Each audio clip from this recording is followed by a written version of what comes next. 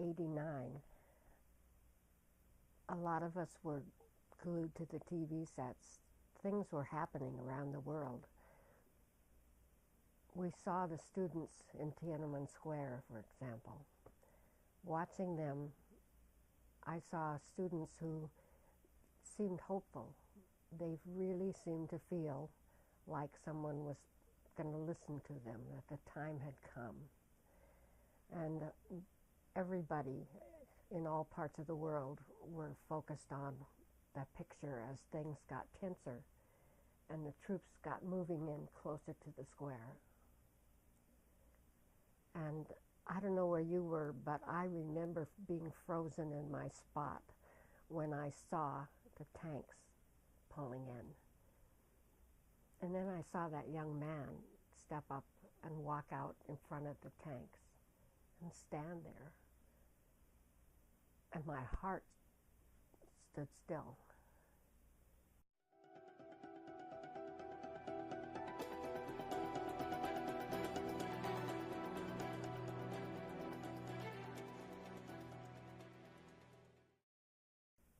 And so did the tank.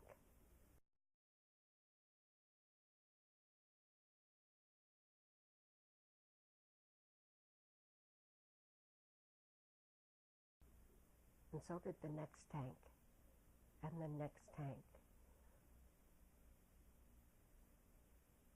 And even though it didn't come out the way we'd like it, there was a hope in our hearts at that time that something good was going to happen. And now, you know, if you talk to people around the world who were active in what was happening in those days, they will tell you, in Germany, for example, they will say the Berlin Wall came down partially as a result of Tienanmen Square because people started moving. They also felt that the students in Tienanmen Square played a role in helping the Cold War come to an end. It was amazing, and I will never forget seeing it, watching it, and when I knew that I wanted to write about that this was what I wanted, I thought, what am I going to call him? I don't know that guy's name. That nice young man, whoever he was, standing there with his hands full and no arms in sight, nothing. He was just, here I am, I trust you. But it didn't work out that way. But I called him China's son, S-O-N, because he really is a perfect example of the students at that time, that he was an emblem, a symbol, a whatever, of a son of China. So here is what I wrote. China's son, forever in my heart, with love and trust you came. China's son, forever in my heart, I wish I knew your name. You stood before the tanks that day, so calm, so brave, so young. You stood before the tanks that day with a long life yet to come. Are you still alive today? I pray it so I do. Are you still so filled with hope? Oh, how I pray that's true. One moment you stood on that spot. The killing, it still came. Forever you are in our hearts, and the world is not the same.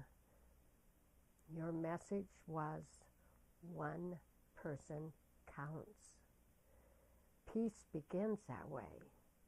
Your message was, one person counts. Let's each begin today.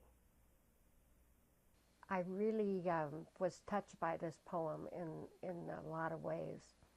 I had been taking Tai Chi, And every time I wrote poetry, I tended to have the poem come at the same time the tears came. My emotions are so close to the surface that they were right out there. And so I knew that this is what I wanted to write. I knew I'd already told my son what I wanted him to draw. And when I sat down to write, I thought, I should do Tai Chi first and see if it's true that you can get grounded and draw power from it. So for about 20 or 30 minutes, I just performed Tai Chi in my living room and had music going, soft music, and then I sat down to write. I have never written a poem that jumped on the page so fast. I never changed a word. It's just the way it came. And it has traveled further than any poem I've ever written. It has been around the world. It is what got me into Distinguished Poets in America volume. It is just a magic poem to me that it touched people. I talked to lots of people who were in the square even at that day. They were interested in it. We all had the same feeling about what was happening about the boy. So if you like to write, and even if you don't even know you like to write, the next time something hits you, sit down, be in a quiet place, and let your brain just flow. And I think you'll be amazed what comes out.